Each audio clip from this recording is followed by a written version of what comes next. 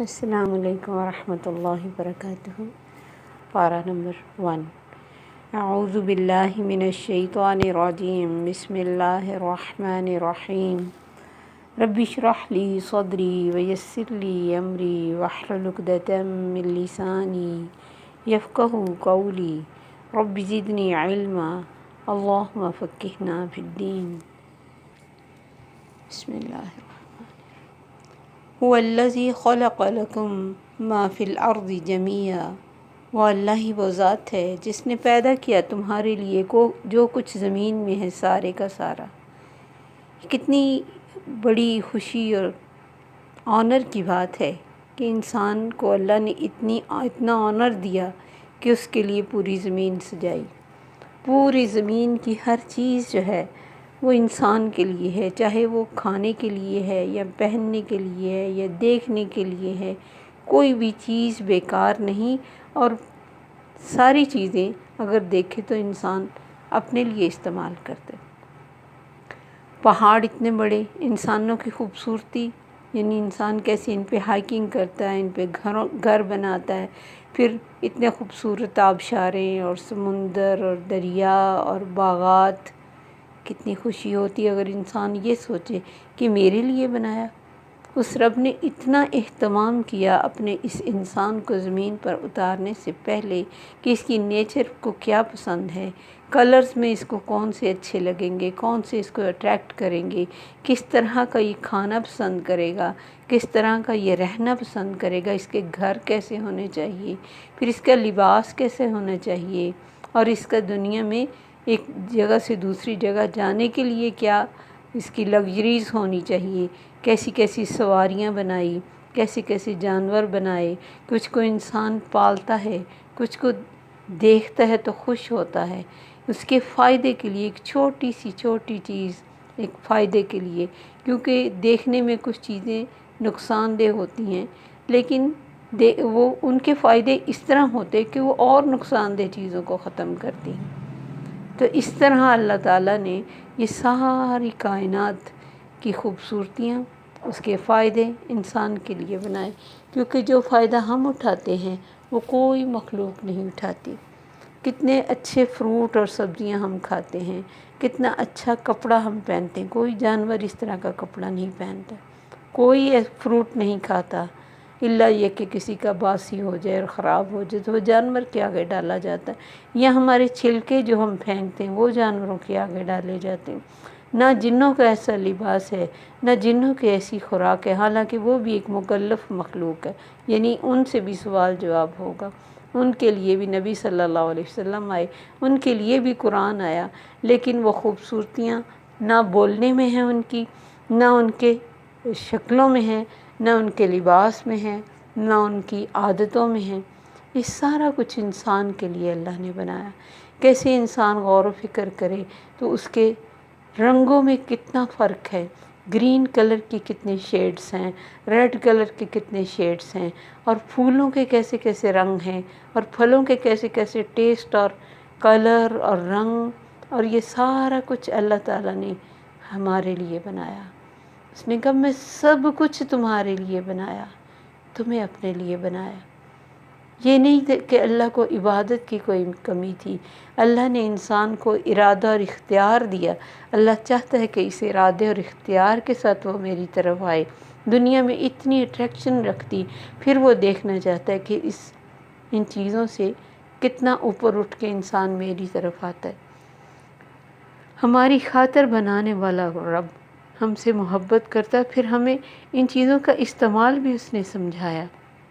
اور ان کے نقصانات بھی بتائے کہ کسی بھی چیز کا نقصان کیا ہے اور اس کے فائدے کیا ہیں۔ جیسے جیسے تحقیقات بڑھتی ہیں، وہ چیزیں جن کو ہم ویسٹ سمجھ کے پھینکتے، ان میں بھی اللہ نے بے شمار فائدے رکھے۔ کوئی سکن کے لیے فائدہ مند ہے، کوئی اندر انسان کے کسی بھی آرگن کے لیے فائدہ مند ہے۔ صرف ہمارے مذہب میں اللہ نے اس دنیا کو مزین کیا اور بتایا کہ یہ دنیا بامقصد ٹائم کے لیے اور بامقصد کام کے لیے بنائی گئی ہے، اور اس دنیا میں آنے کا انسان کا کیا مقصد اور اس کو فائدہ کیا ہوگا کہ یہاں جو بیج بوئے گا وہاں کاٹے گا، یہاں اچھے عمل کرے گا اجر پائے گا۔ عیسائیت میں دنیا کو عذاب کہا جاتا ہے اور انسان کو گناہوں کی پوٹلی کہا جاتا ہے، جبکہ اس نے سب کچھ انجوائے کرنے کو بنایا۔ انجوائے کرو، مگر اللہ کو بھول کر فائدہ نہیں اٹھانا، اللہ کو بھول کر اس دنیا میں گم نہیں ہو جانا۔ زُيِّنَ لِلنَّاسِ حُبُّ الشَّهَوَاتِ مِنَ النِّسَاءِ وَالْبَنِينَ وَالْقَنَاطِيرِ الْمُقَنطَرَةِ، اللہ فرماتے ہیں میں نے مزین کیا کہ انسان خواہشات سے محبت کرتا ہے، میں نے مزین کیا اس کے لیے دنیا کی ہر چیز کو، پھر بیٹوں اور مال اور بیویوں اور شوہروں اور اس ساری چیزوں کے ساتھ اور سونے چاندی کے ڈھیر کے ساتھ، لیکن ان سب چیزوں سے بہتر ساتھ ہی اللہ نے کہا کہ وہ جنت ہے، اس کا کوئی دنیا کی چیزوں سے مقابلہ ہی نہیں۔ ان چیزوں کا ایک ایفیکٹ اور ایک عکس دنیا میں بھیج دیا، سارے فروٹس کا اور پھر خوبصورت لباس کا، دنیا میں بھی ریشم دکھایا، پھر اس ریشم سے کہیں بڑھ کر وہ ریشم وہاں رکھا، دنیا میں بھی ہمیں کھانے کے لیے جو چیزیں دی، عکس دیا ان کا کہ ان کا شکل ضرور ملتی ہوگی لیکن ٹیسٹ اور ان کے فائدے اس سے بہت مختلف ہوں گے، تاکہ انسان کو تھوڑا یاد رہے کہ یہ چیزیں اس نے کبھی دیکھی اور کھائیں اور فیل کی ہوئی ہیں۔ تو یہ کتنا بڑا آنر ہے انسان کے لیے کہ اتنی بڑی کائنات کو اللہ نے ہمارے لیے سجا دیا۔ وہ چیزیں جو دنیا میں ہیں بے شمار، اگر نہ ہوتی تو ہم تب بھی ہمیں احساس بھی نہ ہوتا کہ ہمارے لیے کیا چیز نہیں ہے، لیکن یہ چیزیں اللہ کو پتہ تھا کہ انسان کو ان سے محبت ہوگی، اور کتنے نیچر کو دیکھنے کے لیے لوگ کتنے مشکل سفر کرتے ہیں اور اللہ کی قدرتوں کو دیکھتے ہیں کہ کیسے اس نے مشکل ترین سفر کے بعد خوبصورت ترین چیزیں پیدا کی ہوئی ہیں۔ کتنے انسان ان چیزوں کے لیے اپنا ٹائم لگاتا ہے اور بہت کم اللہ کی قدرتوں کو ایک سوچنے اور سمجھنے کی نظر سے دیکھتا ہے۔ عموماً انجوائے کرنے جاتا ہے اور انجوائے کر کے آ جاتا ہے، بہت کم اس نیت سے جاتا ہے، تو بہت کم لوگ ہی اس نیت سے کہیں جاتے ہوں گے کہ ہم اللہ کی ان قدرتوں کو دیکھیں اور اللہ کی محبت ہمارے دل میں آئے اور احساس آئے کہ اس نے کتنا کچھ ہمارے لیے بنایا۔ ثم استوى إلى السماء فسواهن 7 سماوات، پھر وہ آسمان کی طرف متوجہ ہوا تو اس نے 7 آسمان سنوار دیے،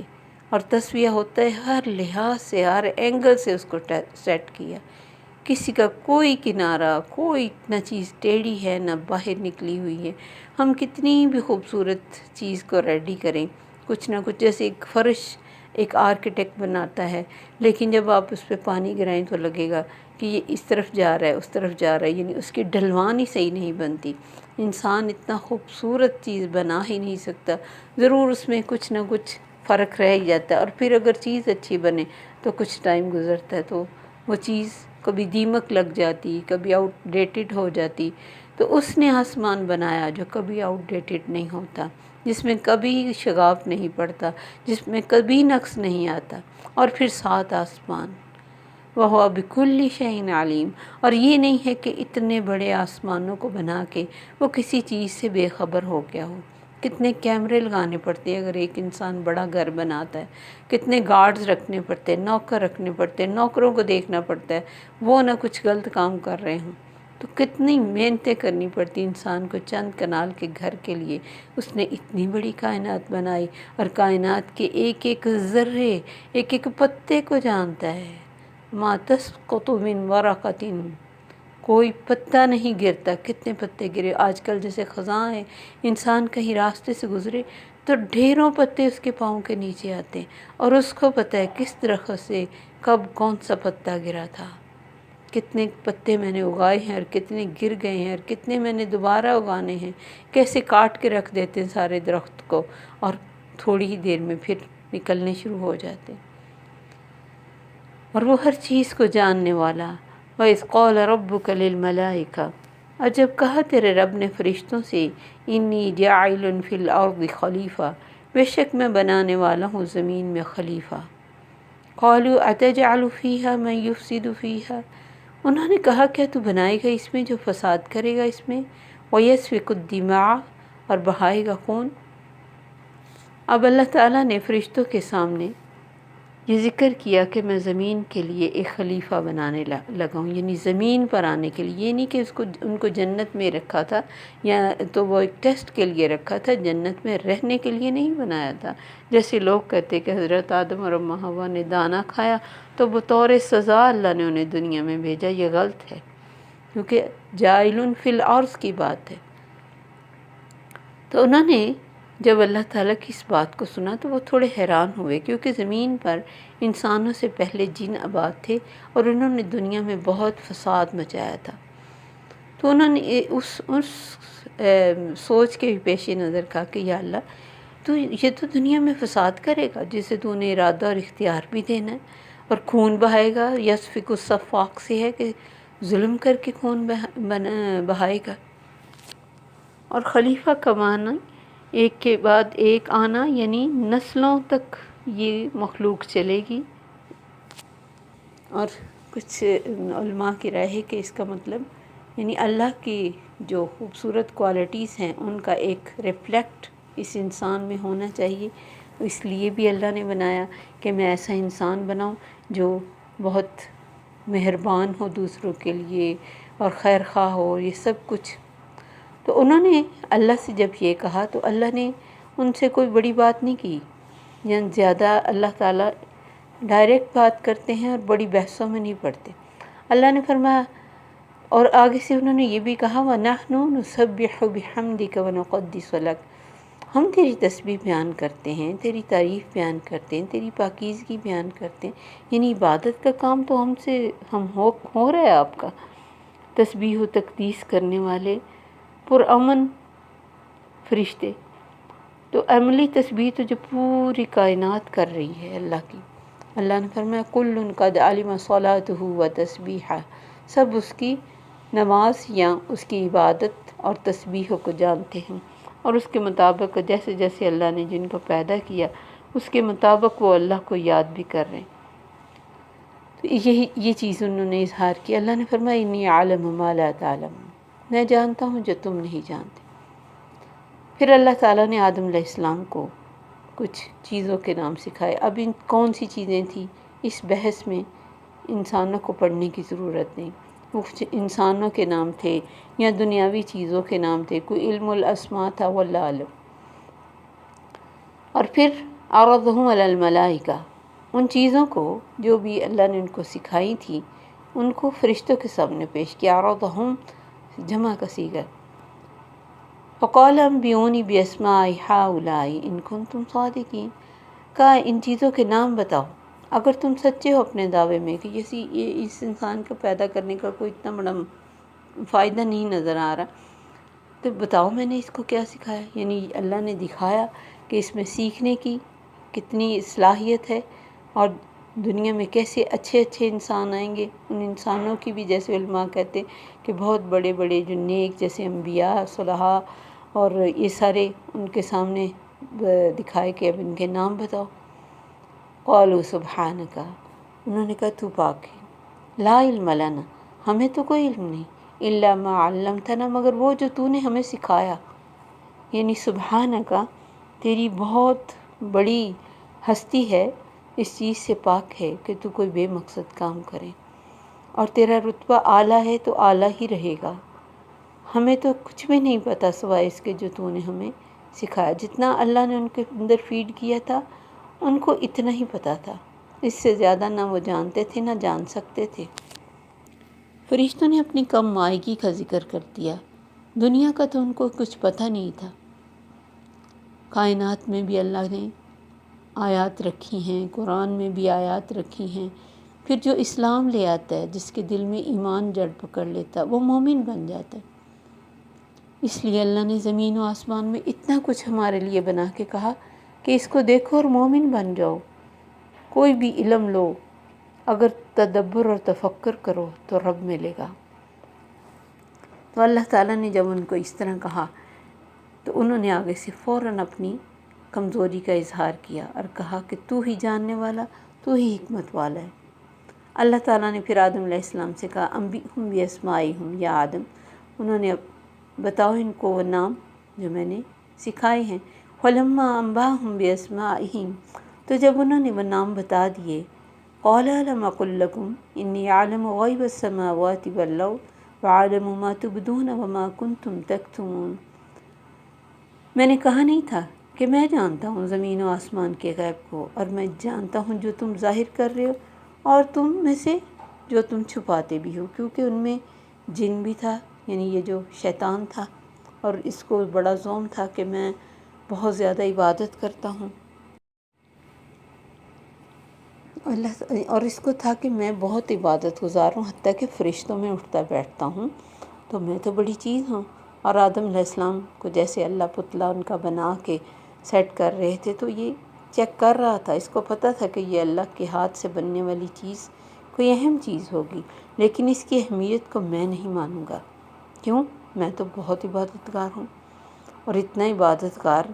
ہو کر تو اس کے دل میں یہ جو چیزیں تھیں، یہ جو سوچیں تھیں، اللہ نے اس کی طرف بھی اشارہ کیا کہ جو تم چھپا رہے ہو، کیونکہ فرشتوں نے تو کوئی چیز نہیں چھپائی، تو انہوں نے جو کہا اللہ کے سامنے کہہ دیا، جبکہ اس کے اندر یہ چیز چل رہی تھی کہ اس کو کیوں میرے پہ مطلب یہ اس کو اہمیت دی جا رہی ہے، اور اس کا اللہ اس کو ہاتھ سے بنا رہا ہے، اور یہ کیوں بن رہا ہے۔ حالانکہ فرشتے ہوں، جن ہوں یا انسان ہو، سب کا اپنا اپنا علم ہے، جسے جتنی ضرورت ہوتی ہے اللہ اس کو دے دیتا ہے، بے فائدہ بحثوں اور سوالوں میں وہ نہیں پڑتا، اور ہمیں بھی یہی سمجھاتا ہے کہ فضول باتوں میں نہ پڑو، جس کام اور جس مقصد کے لیے تم دنیا میں آئے ہو اس مقصد کے تحت کام کرو، اور اس مقصد کے تحت زندگی گزارو۔ اب یہ دیکھیے کہ آدم علیہ السلام کو اللہ تعالیٰ نے نام سکھائے، تو سب سے بڑا استاد اللہ تعالیٰ ہے، پھر انہوں نے سکھائے ہمارے انبیاء کو جو بھی آئے، اور نبی صلی اللہ علیہ وسلم کو بھی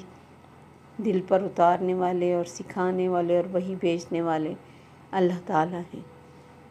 تو وہ ہمارے معلم ہیں۔ تو جس کا استاد رب ہو، اس کے علم میں کیا کمی ہو سکتی؟ کہ لوگ ایسی باتیں بھی بعض دفعہ کرتے ہیں کہ حدیث اتنی یعنی محفوظ نہیں ہے، یا حدیث پہ اتنا ڈیپینڈ نہیں کیا جا سکتا، کیونکہ یہ انسان کی بات ہے، اللہ کا کلام تو نہیں بدل سکتا، انسان کی باتیں بدل سکتی ہیں۔ جس کا سکھانے والا رب ہو، اور جس کا محفوظ کرنے والا رب ہو، جس کو بھیجنے والا رب ہو، جس نے ماڈل بنایا، رول ماڈل دنیا میں، کہ اگر یہ میرا قرآن ہے تو اس قرآن کی تفسیر اور تصویر میرے اس نبی کی صورت میں تمہارے سامنے ہے۔ تمہیں اس نے نہ صرف بتایا کہ اخلاق کس کو کہتے ہیں، بلکہ اس اخلاق کی تصویر بن کے تمہارے سامنے رہا، اور اس کے ساتھیوں نے بھی اس کے پیچھے لگ کے دنیا میں وہ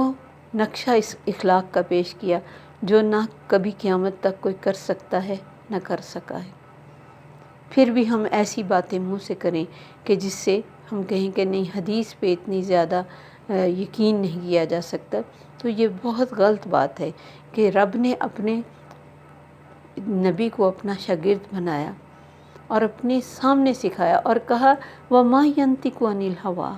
وہ اپنی مرضی سے نہیں بولتا، إِنْ هُوَ إِلَّا وَحْيٌ يُوحَىٰ، اس کو جو وحی کی جاتی ہے اسی کے مطابق وہ بات کرتا ہے، اور اس وحی کو اللہ تعالیٰ نے اسی طرح محفوظ کیا۔ اگر وہ وحی محفوظ نہ رہتی، نبی صلی اللہ علیہ وسلم کی احادیث جو قولی، فعلی، تقریری، یہ محفوظ نہ رہتی، ہم کبھی بھی دین کی ڈیٹیل کو سمجھ نہ پاتے۔ تو اللہ تعالیٰ کی ہر بات میں حکمت ہے، اور ان جتنی بھی چیزیں اللہ یا واقعات ہمیں بتاتا ہے اس میں غور و فکر کرنے کے لیے بہت کچھ ہوتا ہے، ایک ایک لفظ میں بہت کچھ ہوتا ہے اگر انسان سوچے تو۔ لیکن اسی لیے اللہ نے عقل کی طرف بہت کہا کہ لآیات لأولی الالباب، عقل والوں کے لیے بہت نشانی ہے۔ لیکن انسان فضول بحثوں میں پڑھ کے جو بیچ میں اصل مقصد ہوتا ہے اس کو اگنور کر جاتا ہے، اور پھر کسی بھی چیز کو جب ہم کہیں گے اس کا فائدہ نہیں ہے، تو وہ کتنی بھی فائدہ مند چیز ہو، وہ شیطان اس کو ہماری نظر میں بے فائدہ کر دے گا، کیونکہ وہ تو چاہتا ہے کہ انسان حق کی طرف نہ جائے اور سچ نہ پالے۔ سچ پالے گا تو یہ تو کامیاب ہو جائے گا، جبکہ میں ناکام ہوں، تو خود ناکام ہے تو دوسروں کو ناکام کرنا چاہتا ہے۔ تو اللہ تعالیٰ سے یہ دعائیں کرتے رہنا چاہیے، اور دعائیں بھی اللہ تعالیٰ نے اپنے نبی کے ذریعے ہمیں سکھائیں۔ اللہم ارنا الحق حقا وارزقنا اتباعہ وارنا الباطل باطلا وارزقنا اجتنابہ۔ یا اللہ ہمیں حق کو حق بنا کے دکھا، یعنی ہمیں احساس ہو، ہمیں سمجھ آئے، ہمارے دل کے اندر روشنی آ جائے کہ یہ حق ہے، ہمارا دل کھل جائے، کسی طرح کا تعصب، حسد، بغض کچھ بھی اس کے آگے حائل نہ ہو، اور پھر اسی طرح باطل کو باطل بنا کے دکھا کہ ہمیں برائی برائی لگے، اور ایسی دعائیں کرتے رہنا۔ اللہم آتی نفوسنا تقواہا وزکیہا، یا اللہ ہمارے نفسوں کو تقویٰ دے اور انہیں پاک کر، تاکہ اللہ تعالیٰ ہمارے اندر روشنی کرے۔ جب انسان کے اندر روشنی ہوتی ہے تو اس کے باہر، اس کی بیہیو میں، اس کی باتوں میں، اس کی پرسنالٹی میں پھر روشنی آتی، اور یہی نور اللہ تعالیٰ نے دے کر اپنے انبیاء کو بھیجا۔ وَإِذْ قُلْنَا لِلْمَلَائِكَةِ اسْجُدُوا لِآدَمَ فَسَجَدُوا إِلَّا إِبْلِيسَ، اور جب کہا ہم نے فرشتوں سے کہ سجدہ کرو آدم کو، تو انہوں نے سجدہ کیا سوائے ابلیس کے۔ ابا واستکبر وکان من الکافرین، انکار کیا اور خود کو بڑا سمجھا اور ہو گیا وہ کافروں میں سے۔ تو اللہ تعالیٰ نے جب آدم علیہ السلام کے چیزوں کے نام بتانے پر فرشتوں نے اپنی کم مائگی کا اظہار کیا، اس کے بعد اللہ تعالیٰ نے حکم دیا کہ آدم کو سجدہ کرو۔ اس سے مقصد ایک بہت بڑی اللہ کی تخلیق کو ماننا تھا کہ واقعی اللہ نے یعنی انسان کو اشرف المخلوقات بھی دکھانا تھا کہ تم سب سے زیادہ درجہ کا حامل ہے اور دنیا میں میرا خلیفہ بن کے جائے گا۔ اصل میں یہ ایک طرح سے سجدہ اللہ کے حکم کو تھا کہ اللہ کا حکم ماننا، اور آدم کی بے شک تعظیم بھی تھی، اور اس وقت تعظیمی سجدہ جائز تھا، جیسے یوسف علیہ السلام کے بھائیوں اور ماں باپ نے ان کو جھک کے سجدہ کیا تھا، لیکن اب امت محمدیہ میں اس قسم کا کوئی سجدہ کسی کو کسی بھی صورت میں جائز نہیں ہے۔ تو بہرحال اصل بات اللہ کا حکم تھی، اور سجدے کی دین میں بڑی اہمیت ہے کہ وہ اللہ کو کیا جائے۔ جیسے ابراہیم علیہ السلام نے جب گھر بنایا تو اللہ تعالیٰ نے فرمایا طہر بیتی للطائفین والقائمین والرکع السجود، پاک کرو میرے گھر کو طواف کرنے والوں، قیام کرنے والوں، اور رکوع اور سجود کرنے والوں کے لیے۔ پھر اللہ تعالیٰ نے اپنے نبی صلی اللہ علیہ وسلم سے بھی فرمایا واسجد واقترب، سجدہ کرو اور قریب ہو جاؤ۔ نبی صلی اللہ علیہ وسلم نے فرمایا سب سے زیادہ قریب انسان اللہ کے سجدے کی حالت میں ہوتا ہے، اور روایت میں ہے کہ اللہ کے 2 قدموں کے درمیان انسان سجدہ کرتا ہے۔ پھر بعض دفعہ کچھ ایسی انسان کی زندگی میں حالات آتے ہیں یا واقعات آتے ہیں کہ بے اختیار انسان سجدے میں گر جاتا ہے،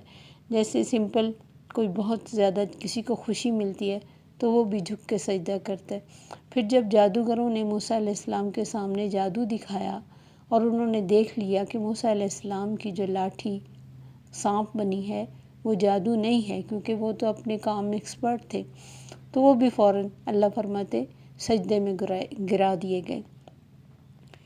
پھر یوسف علیہ السلام کو جیسے ان کے بھائیوں نے اور ماں باپ نے سجدہ کیا۔ پھر نبی صلی اللہ علیہ وسلم کے ایک صحابی تھے جو آپ کی خدمت کیا کرتے تھے، وضو کا پانی اور چھوٹے موٹے کام۔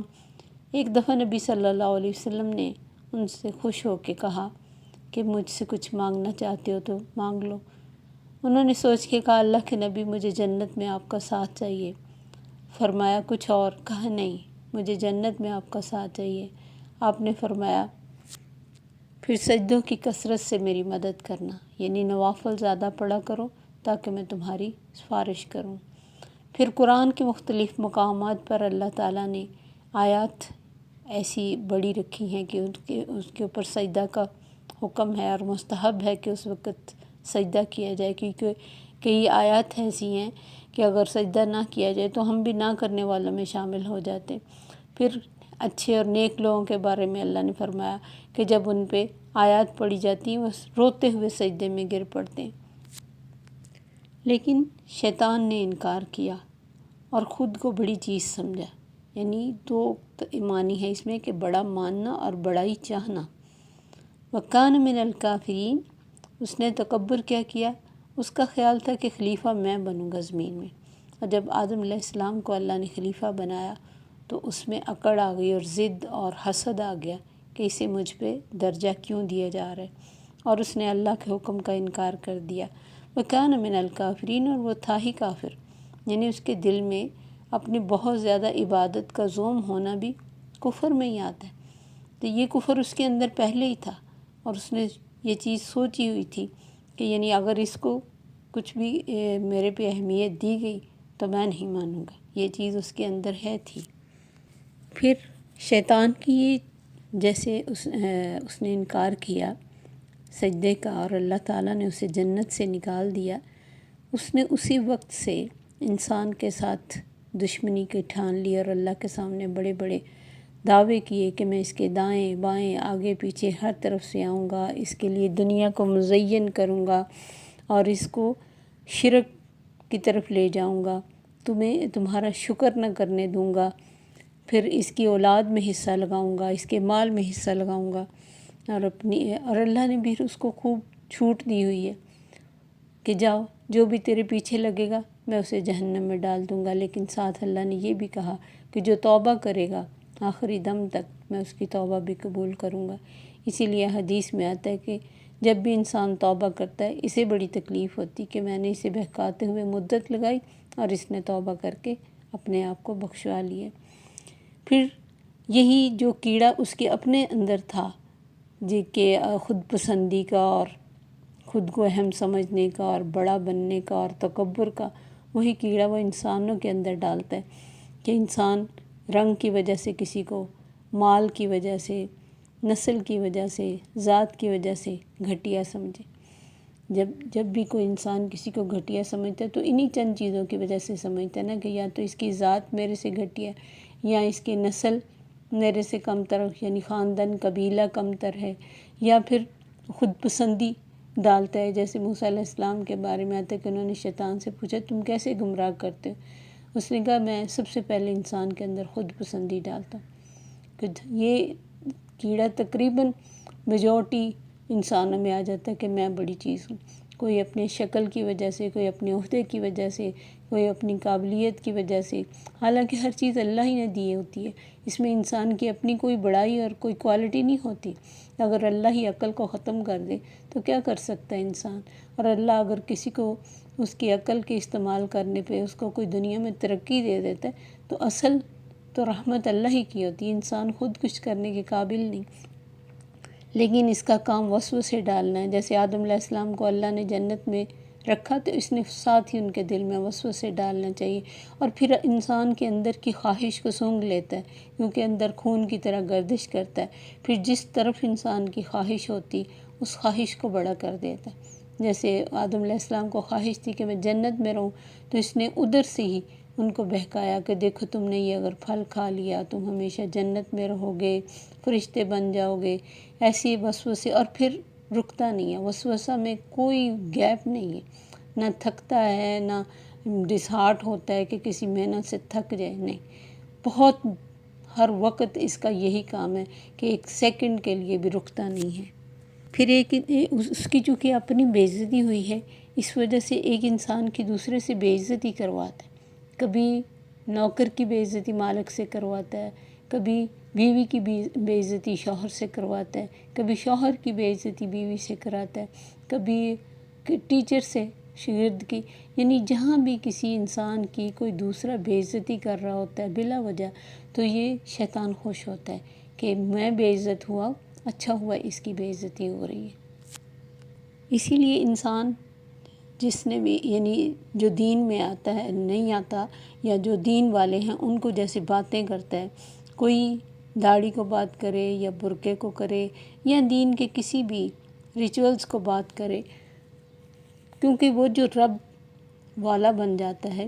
اس کی بات کو یا اس کے کسی بھی ایکٹ کو مذاق بنانا، سمجھے کہ یہ دین کا مذاق اڑانا، اللہ کی شاعر اللہ کا مذاق اڑانا، جو اصل میں ذہنیت ہم نے نہیں سمجھی دین کی، کہ یعنی دین چاہتا کیا ہے، ہماری کیسی پرسنالٹی بنانا چاہتا ہے۔ جو اخلاق ہمیں اپنانا تھا ہم نے وہ نہیں اپنایا، ہم نے اپنے رویے نہیں بدلے، اپنے سٹائل، اپنے معاملات نہیں بدلے، اور اٹھ کے بات ہم نے دین کو کی، نہ دین کو سمجھا، نہ جانا، نہ سوچا، نہ اپلائی کر کے دیکھا، نہ اس کے جو ایفیکٹ اللہ تعالیٰ نے اسلام کے ذریعے دنیا میں لا کر دکھائے، نہ ان کو غور و فکر کیا۔ اسی لیے اللہ نے فرمایا بل کذبوا بما لم یحیطوا بہ علم،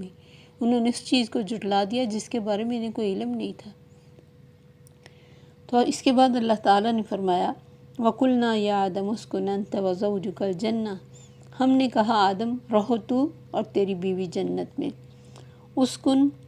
عارضی رہنے کے لیے آتا ہے، ہمیشہ کے لیے لفظ آتا ہے خلود، جیسے خالدین، کتنی دفعہ جنت کے ساتھ آتا ہے خالدین، یا جہنم کے ساتھ آتا ہے خالدین۔ تو اسکن عارضی رہنا، اس سے پتہ چلتا ہے کہ مستقل ان کو رہائش نہیں دی تھی، صرف دنیا میں آنے سے پہلے ایک ٹیسٹ کے لیے انہیں جنت میں رکھا تھا کہ رہو تم اور تمہاری بیوی، اور کھاؤ منہا حیث شئتما، اس میں سے جہاں سے تم دونوں چاہو، ولا تقربا هذه الشجرہ، لیکن اس درخت کے قریب نہ جانا۔ یعنی ہر طرح کا آرام اللہ نے فرمایا، نہ تمہیں یہاں کوئی محنت، نہ دھوپ، نہ بھوک، نہ پیاس، جنت میں رہو، جنت کا لباس پہنو، جنت کے عیش و آرام میں رہو۔ صرف ایک ٹیسٹ تھا کہ اس درخت کے قریب نہیں جانا۔ وہ درخت کون سا تھا اس سے ہمیں کوئی غرض نہیں، جو عمل سے تعلق نہیں رکھتی چیزیں ان کی ٹو میں جانے کی ضرورت ہی نہیں۔ تو دونوں کھاؤ اور دونوں اس درخت کے قریب نہ جانا۔ اب یہاں سے یہ بھی پتہ چلتا ہے کہ کچھ معاملات میں شوہر کی ذمہ داری ہے کہ وہ گھر کے سکون کی ذمہ داری زیادہ شوہر پہ عائد ہوتی، کہ وہ اچھے اخلاق کے ساتھ گھر والوں کے ساتھ رہے، ان کی تربیت بھی کرے اور پھر کما کے بھی لائے۔ کوئی بھی شوہر جو اپنی کسی ذمہ داری کو نہیں نبھاتا تو پھر گھر میں بے سکونی آتی ہے۔ جب کوئی کما کے نہیں صحیح لے کے آتا، یا پھر اس کا بیہیو اچھا نہیں ہے، اس کا شاؤٹ کرنا عام ہے، گھر میں گالیاں دینا عام ہے، یا پھر چھوٹی چھوٹی باتوں پہ دوسرے کو نکما اور گھٹیا سمجھنا عام ہے، تو اس سے پھر پورے گھر کا سکون برباد ہوتا ہے، بچے بھی اریٹیٹ ہوتے ہیں اور بچوں پہ غلط اثر پڑتا ہے۔ اور یہ ٹھیک ہے کہ اللہ تعالیٰ نے عورت کے لیے 2-3 آپشن رکھے، لیکن یہ سارے آپشن ہر شوہر کو یاد ہوتے، یہ نہیں اسے سمجھ آتی کہ میری کیا کیا ذمہ داری ہے۔ بعض دفعہ وہ ایک طرف اتنا جھک جاتا ہے کہ دوسری طرف کا یعنی مینیج کرنا اس کو بہت کم آتا ہوتا ہے۔ زیادہ تر مسئلے اسی وجہ سے پڑتے ہیں جب بہت زیادہ ماں باپ کی طرف جھک کے بیوی کی حق تلفی ہوتی، یا بہت زیادہ بیوی کی طرف جھک کے ماں باپ کی حق تلفی ہوتی۔ اگر انسان ہر ایک کو اس کے حق پہ حق ادا کرے اور اس کی اسی طرح عزت کرے جیسی اللہ نے رکھی اور بتائی، تو کبھی بھی گھر میں بے سکونی نہیں ہو سکتی۔ تو زیادہ ذمہ داری شوہر ہی ہے کہ وہ گھر میں سکون کا یعنی ایک باعث بنے۔ لیکن اکثر گھروں میں پورا گھر یعنی بیوی، بچے سب صبر کر رہے ہوتے ہیں کہ باپ کو یا شوہر کو سکون ملے تاکہ وہ ہمارے لیے بے سکونی نہ پیدا کرے، بجائے اس کے کہ وہ گھر میں آئے تو گھر میں ایک سکون کا اور خوبصورت ماحول ہو جائے، کہ بیوی بھی خوش ہو کہ میرا شوہر آیا، اور بچے بھی خوش ہوں کہ ہمارا باپ گھر میں آیا، اور گھر میں خوبصورت فضا ہو جائے۔ اس کی بجائے ایک ڈکٹیٹر کی طرح کوئی گھر میں آئے اور چھوٹی چھوٹی باتوں پہ وہ ہنگامہ کھڑا کرے یا پھر گالی گلوچ کرے، تو اس سے گھر کا سکون تو برباد ہو ہی جاتا ہے۔ تو یہاں اللہ تعالیٰ نے دونوں کو اکٹھے حکم دیا کہ دونوں اس درخت کے قریب نہ جانا۔ اس میں یہ جو بات مشہور ہے کہ اماں حوا نے کہا تو آدم علیہ السلام نے کھایا، ایسی کوئی چیز ہمیں نہیں پتہ چل رہی، اور اگر دونوں نے مل کے ایک دوسرے کو کہہ بھی دیا تو اس میں کوئی اتنی بڑی بات نہیں تھی۔ یہ ایک ٹیسٹ تھا، اس میں آدم علیہ السلام نے ایسے ہونا تھا تو دنیا میں آنا ہی تھا، لیکن اللہ نے بتا دیا کہ تمہارے اندر ارادے کی پختگی نہیں ہے اور تم بھول جانے والے ہو، یہ تمہاری نیچر میں ہے۔ فَأَزَلَّهُمَا الشَّيْطَانُ عَنْهَا فَأَخْرَجَهُمَا مِمَّا كَانَا فِيهِ، تو بہکا دیا ان دونوں کو شیطان نے اس سے، اور نکلوا دیا ان دونوں کو جس میں وہ تھے، یعنی جنت میں سے نکلوا دیا نافرمانی کر کے۔ اللہ نے ایک جگہ فرمایا وَعَصَىٰ آدَمَ رَبُّهُ فَغَوَىٰ، آدم علیہ السلام نے اپنے رب کی نافرمانی کی، اور یہ چھوٹی موٹی لغزشیں ہیں جو نبیوں سے ہو جاتی ہیں، اور پھر اس کے لیے بھی اللہ تعالیٰ بہت دیر تک ان کو آزمائش میں ڈالتے، جس طرح آدم علیہ السلام نے مدتوں پھر توبہ کی اور اس کے بعد ان کو معافی ملی۔ تو اللہ فرماتے ہیں ان دونوں کو اس نے جنت سے نکلوا دیا، تو ہم نے کہا قُلْنَا اهْبِطُوا بَعْضُكُمْ لِبَعْضٍ عَدُوٌّ، ہم نے کہا اترو، اب تم بعض کا دشمن ہے۔ اہبطوا میں اونچائی سے نیچے اترنے کا مطلب ہے کہ یعنی اب جنت سے نیچے زمین کی طرف جاؤ، اور کچھ وقتی طور پہ مرتبہ کم ہوا، دونوں مطلب اس میں آتے ہیں۔ اور تم ایک دوسرے کے دشمن ہو، یعنی اب شیطان تمہارا دشمن ہے تو تم شیطان کو دشمن سمجھو، فَاتَّخِذُوهُ عُدُوًّا، تم اسے دشمن سمجھو، کیونکہ وہ تمہاری آخرت برباد کرنا چاہتا ہے۔ لیکن اسی لیے اللہ نے فرمایا إِنَّهُ لَيْسَ لَهُ سُلْطَانٌ عَلَى الَّذِينَ آمَنُوا وَعَلَىٰ رَبِّهِمْ يَتَوَكَّلُونَ، اس کا کوئی زور ان لوگوں پہ نہیں چلتا جو ایمان لاتے ہیں اور اپنے رب پر توکل کرتے ہیں۔ إِنَّمَا سُلْطَانُهُ عَلَى الَّذِينَ يَتَوَلَّوْنَهُ، بے شک اس کا زور ان پہ چلتا ہے جو اس سے دوستی کرتے ہیں۔ وَالَّذِينَ هُمْ بِهِ مُشْرِكُونَ، جو اس کے ساتھ شرک کرتے ہیں، یعنی جدھر وہ لگاتا ہے ادھر چلتے جاتے ہیں۔ تو اللہ نے فرمایا تم اب ایک دوسرے کے لیے دشمن ہو۔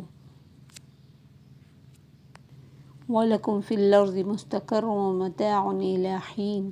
اور تمہارے لیے زمین میں ایک معین وقت ہے، ایک مقرر ٹائم ہے، ہمیشگی نہیں ہے۔ ہمیشگی جا کر جنت میں ہی ہوگی، دنیا میں ایک ٹائم، ایک متاع إِلَىٰ حِين، ایک وقت کا بتا دیا کہ یہ ایک ٹائم ملے گا ہر ایک انسان کو، اور اسی میں اس نے جنت کے لیے اعمال کرنے ہیں۔ اور یہی یعنی ساتھ ہی اشارہ کر دیا اللہ تعالیٰ نے، جیسے آدم علیہ السلام کو دنیا میں اتارا کہ یہاں کچھ ٹائم کے لیے اب تمہیں فائدہ اٹھانے کا ٹائم ملے گا، اور اس سے فائدہ اٹھانا، اور دنیا سے بھی اور آخرت کے لیے عمل بھی کرنے، اور پھر وہاں مستقل ہے ٹھکانہ، دنیا مستقل نہیں ہے۔ اور 8 پارے میں یہاں سے کچھ زیادہ واضح بات آتی کہ جب فوسوس لہم الشیطان، کہ شیطان نے ان کو وسوسہ ڈالا، قال یا آدم هل ادلک علی شجرۃ الخلد وملک لا یبلی، کہ آدم کیا میں تمہیں ایسی بادشاہی کے بارے میں بتاؤں کہ تم جنت میں ہمیشہ رہو گے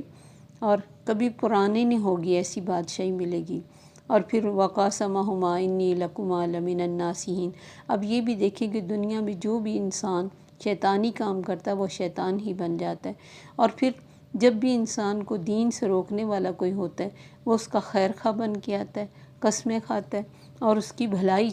یعنی شو کرتا ہے کہ مجھے تمہاری بھلائی عزیز ہے، میرا اپنا کوئی مفاد نہیں۔